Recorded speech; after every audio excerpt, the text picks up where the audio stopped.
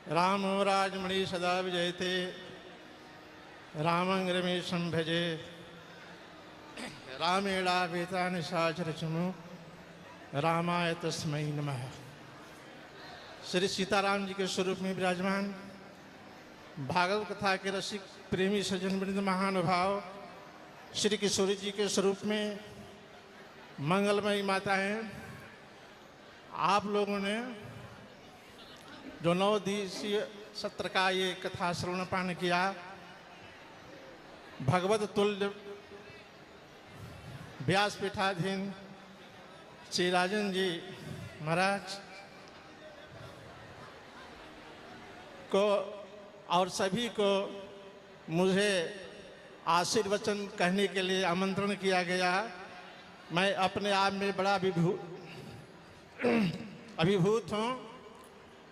इसलिए देखिए, एक सूत्र है कि आशीर्वाद वही दे सकता है जो दूसरे से आशीर्वाद लिया करे और लेते रहें।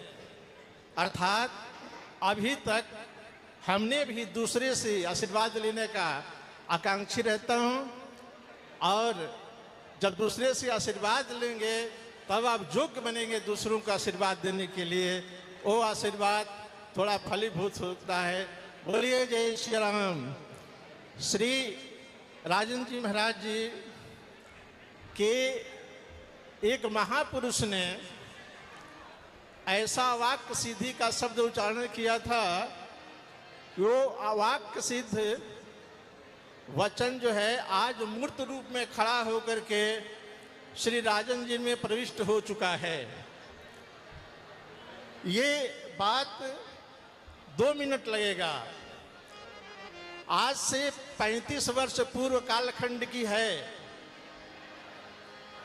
कोलकाता में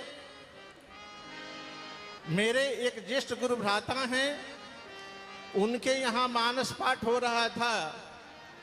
उसमें श्री राजन जी बाल्यकाल तो नहीं था, पर किशोरावस्था में प्रवेश कर गए थे। उस समय ये इतने अच्छे मेधा के साथ मानस गान किया करते थे कि हम लोग इनके घर कथा कहते थे तो हम लोग भी सुन करके मंत्र मुग्ध हो जाया करते थे। तो मेरे तत्वावधान में हमारे गुरु भाई के यहाँ मानस अखंड पाठ का आयोजन किया गया था। उसमें आप श्री राजन जी किशोरावस्था के थे, तो अपने 3 ज्येष्ठ भ्राताओं के साथ वहाँ आमंत्रित थे।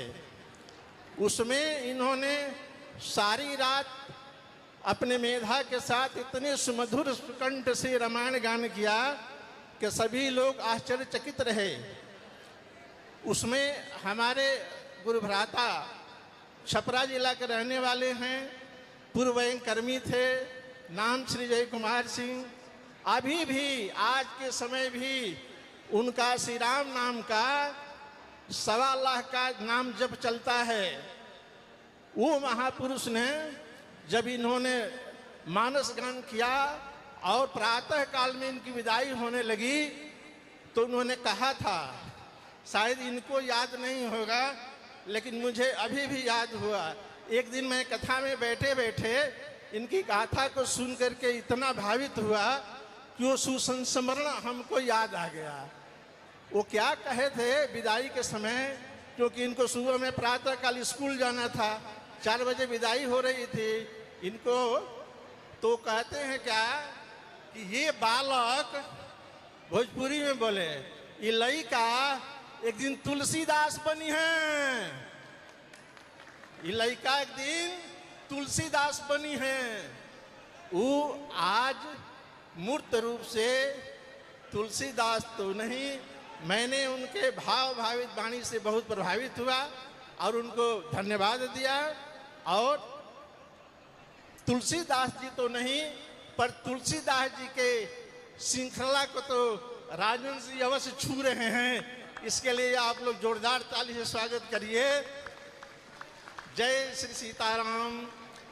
और दूसरी बात यह है कि राजन जी की लोकप्रियता और हृदय गाथा कथा की गाथा की सहृदयता जनमानस में इसलिए प्रचलित बनी कि ये मानस को संभाल करके गाते हैं। गोस्वामी तुलसीदास जी महाराज अपने प्रियतम ग्रंथ मानस के 37वें अर्थात 38वें दोहे के अंतराल में एक चौपाई है कि जे गावहीं यह चरित संभारे सोई ते ताल चतुर रखवारे। ताल का तो अभिप्राय लिया गया एक सरोवर का, जो अपने दरवाजे पर हम लोग तालाब बनवाते हैं, उसके किनारे ढंग से रखवाली करते हैं।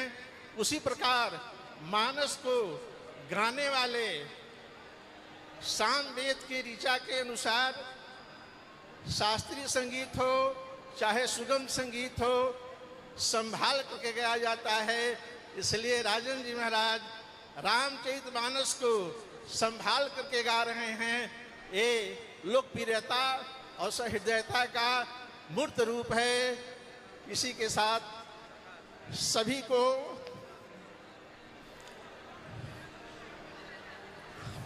जय श्री सीताराम। मेरा साधुवाद। जय जय श्री राम, जय जय श्री राम।